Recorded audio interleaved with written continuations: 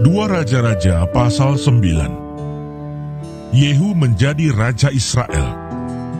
Kemudian Nabi Elisa memanggil salah seorang dari rombongan Nabi dan berkata kepadanya, "Ikatlah pinggangmu, bawalah buli-buli berisi minyak ini, dan pergilah ke Ramot Gilead. Apabila engkau sampai ke sana, carilah Yehu bin Yosafat bin Nimsi. Masuklah, ajak dia bangkit dari tengah-tengah temannya, dan bawalah dia ke ruang dalam. Kemudian ambillah buli-buli berisi minyak itu, lalu tuangkan isinya ke atas kepalanya dan katakan, beginilah firman Tuhan, telah kuurapi engkau menjadi raja atas Israel. Sesudah itu bukalah pintu, larilah, dan jangan berlambat-lambat." Lalu nabi muda itu pergi ke Ramot Gilead. Setelah ia sampai, maka tampaklah panglima tentara sedang duduk berkumpul. Lalu ia berkata, "Ada pesan ku bawa untukmu, ya panglima." Yehu bertanya, "Untuk siapa dari kami sekalian?" Jawabnya, "Untukmu, ya panglima." Lalu bangkitlah Yehu dan masuk ke dalam rumah. Nabi muda itu menuang minyak ke atas kepala Yehu, serta berkata kepadanya, "Beginilah firman Tuhan Allah Israel, telah kuurapi engkau menjadi raja atas umat Tuhan, yaitu orang Israel. Maka engkau akan membunuh keluarga tuanmu Ahab, dan dengan demikian aku membalaskan kepada Isabel darah hamba-hambaku, nabi-nabi itu, bahkan darah semua hamba Tuhan. Dan segenap keluarga Ahab akan binasa, dan aku akan melenyapkan daripada Ahab setiap orang laki-laki, baik yang tinggi maupun yang rendah kedudukannya di Israel. Dan aku akan memperlakukan keluarga Ahab sama seperti keluarga Yerobeam bin Nebat, dan sama seperti keluarga Baisa bin Ahia. Isabel akan dimakan anjing di kebun di luar Yisrael, dengan tidak ada orang yang menguburkannya." Kemudian nabi itu membuka pintu, lalu lari. Apabila Yehu keluar mendapatkan pegawai-pegawai tuannya, berkatalah seorang kepadanya, "Apa kabar? Mengapa orang gila itu datang kepadamu?" Jawabnya kepada mereka, "Kamu sendiri mengenal orang itu dengan omongannya." Tetapi mereka berkata, "Dusta, cobalah beritahukan kepada kami." Lalu katanya, "Beginilah dikatakannya kepadaku, demikianlah firman Tuhan, telah kuurapi engkau menjadi raja atas Israel." Segeralah mereka masing-masing mengambil pakaiannya dan membentangkannya di hadapan kakinya, begitu saja di atas tangga. Kemudian mereka meniup sangkakala serta berseru, "Yehu raja!" Demikianlah Yehu bin Yosafat bin Nimsi mengadakan persepakatan melawan Yoram. Adapun Yoram sedang berjaga-jaga di Ramot Gilead bersama-sama dengan segenap orang Israel menghadapi Hazael, Raja Aram. Tetapi Raja Yoram sendiri telah pulang ke Yisrael supaya luka-lukanya diobati yang ditimbulkan orang Aram pada waktu ia berperang melawan Hazael, Raja Aram. Yehu berkata, "Jika kamu sudah setuju, janganlah biarkan siapapun meloloskan diri dari kota untuk memberitahukan hal itu ke Yisrael." Yoram dan Ahazia dibunuh. Kemudian Yehu naik kereta dan pergi ke Yisrael, sebab Yoram berbaring sakit di sana. Juga Ahazia Raja Yehuda datang menjenguk Yoram. Ketika penjaga yang sedang berdiri di atas menara di Yisrael melihat pasukan Yehu datang, berserulah ia, "Ada kulihat suatu pasukan." Berkatalah Yoram, "Ambillah seorang penunggang kuda, suruhlah ia menemui mereka serta menanyakan, apakah ini kabar damai?"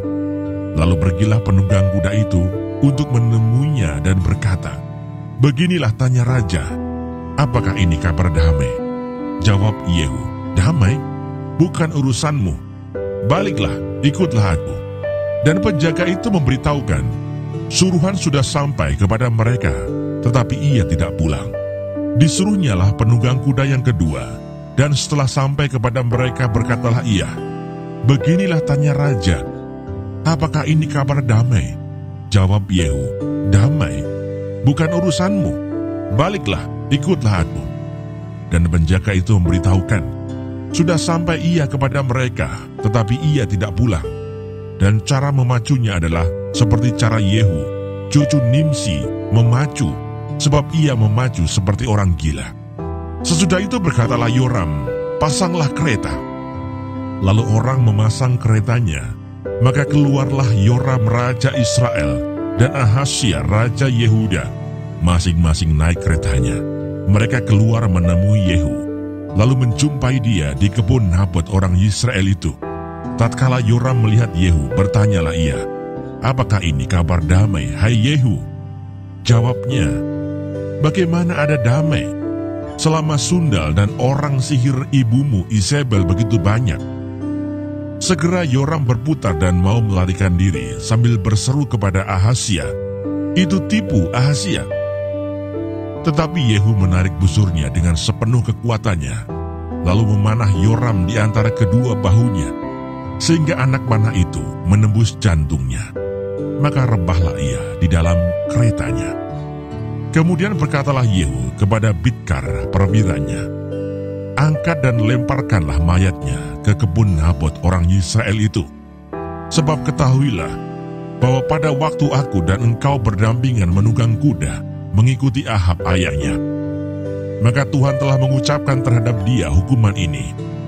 Sesungguhnya aku telah melihat darah Nabot dan darah anak-anaknya tadi malam. Demikianlah firman Tuhan. Maka aku akan membalaskannya kepadamu di kebun ini. Demikianlah firman Tuhan.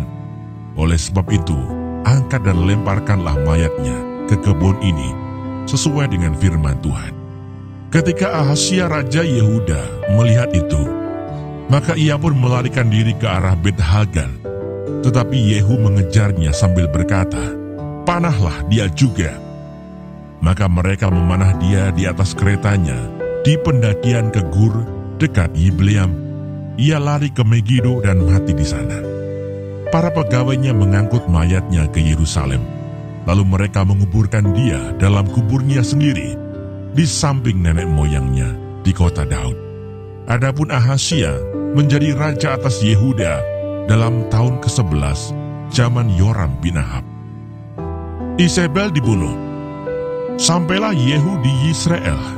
Ketika Isabel mendengar itu, ia mencalak matanya, dihiasinyalah kepalanya, lalu ia menjenguk dari jendela.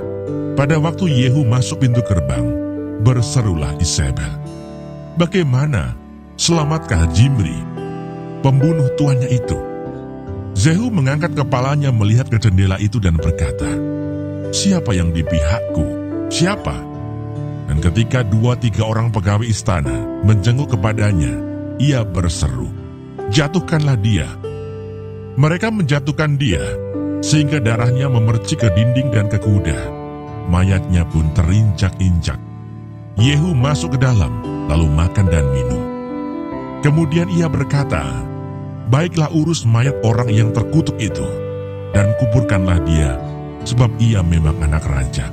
Mereka pergi untuk menguburkannya, tetapi mereka tidak menjumpai mayatnya, hanya kepala dan kedua kaki dan kedua telapak tangannya. Mereka kembali memberitahukannya kepada Yehu, lalu ia berkata, "Memang begitulah firman Tuhan yang diucapkannya dengan perantaraan hambanya Elia, orang Tisbe itu. Di kebun di luar Yisrael akan dimakan anjing daging Isabel.